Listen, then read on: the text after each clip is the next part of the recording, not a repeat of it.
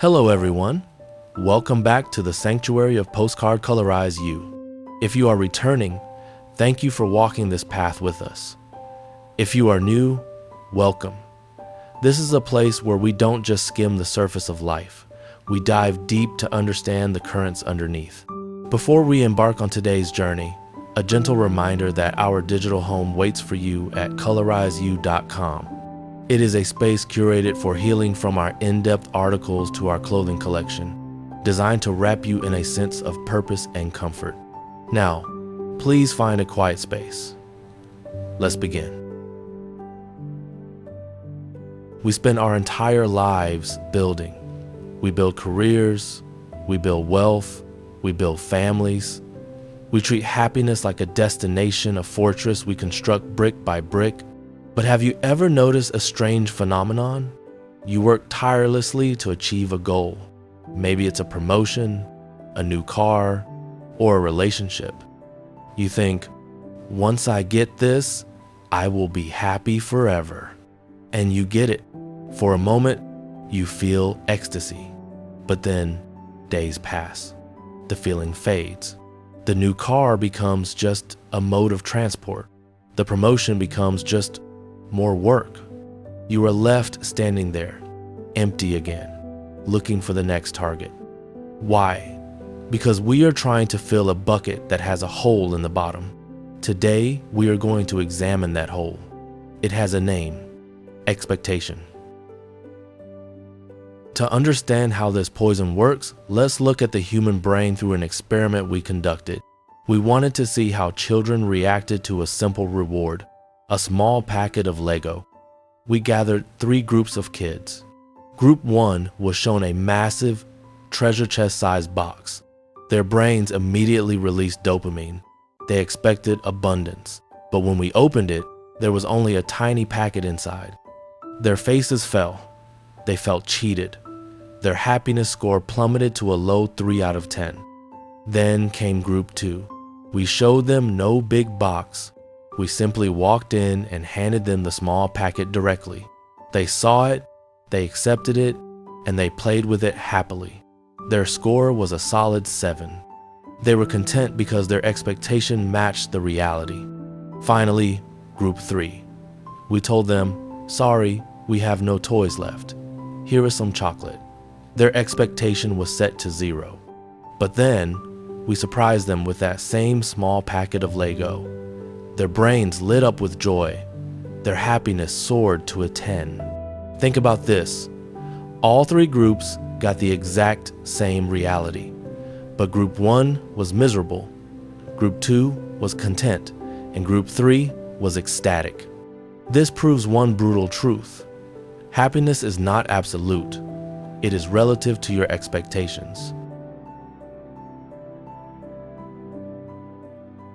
Let's formalize this into an equation. Happiness equals reality minus expectations. Look at this formula closely. In life, reality is heavy. It is slow to change. You cannot double your salary overnight. You cannot instantly change your partner's personality. Reality is often a constant. But expectation is volatile. It is invisible gas. It expands to fill whatever space you give it. The tragedy of modern life is that while our reality has improved historically, we have air conditioning, smartphones, medicine, our expectations have risen even faster.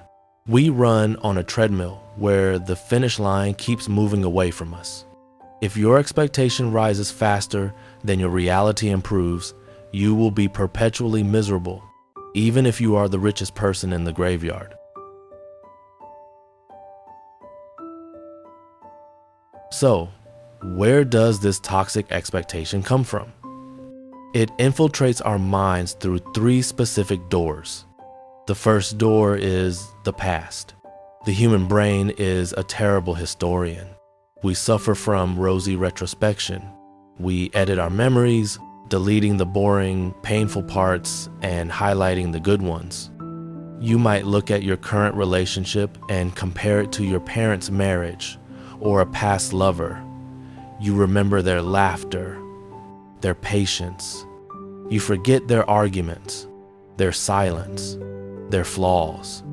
You hold your real, imperfect partner accountable to a ghost that never actually existed in the way you remember it. By worshiping a curated past, you are desecrating your present.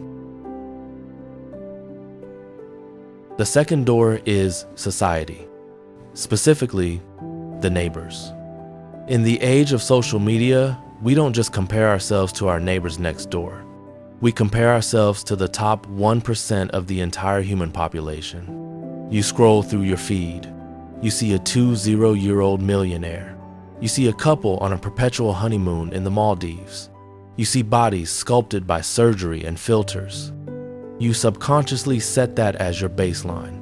You think, that is normal. Why don't I have that? This is the definition of insanity. You are comparing your behind-the-scenes footage with all its mess, doubt, and boredom with someone else's highlight reel. When you import other people's reality to set your own expectation bar, you are setting yourself up for a lifetime of inadequacy. The third door is imagination. This is perhaps the most subtle trap. It comes from the movies we watch, the novels we read. We consume stories where conflicts are resolved in 2 hours, where love is always passionate, where success happens in a montage. We construct an ideal self and an ideal life in our heads. This ideal is flawless. It has no traffic jams, no awkward silences, no bills to pay. And then we wake up. We look at our partner, who is snoring. We look at our job, which is tedious. And instead of seeing the beauty in the ordinary, we see failure. The gap between your imagination and your reality is where anxiety lives. The wider the gap, the deeper the pain. So, what is the solution? Do we stop hoping? Do we stop dreaming? No. The solution is calibration. We must become the engineers of our own expectations.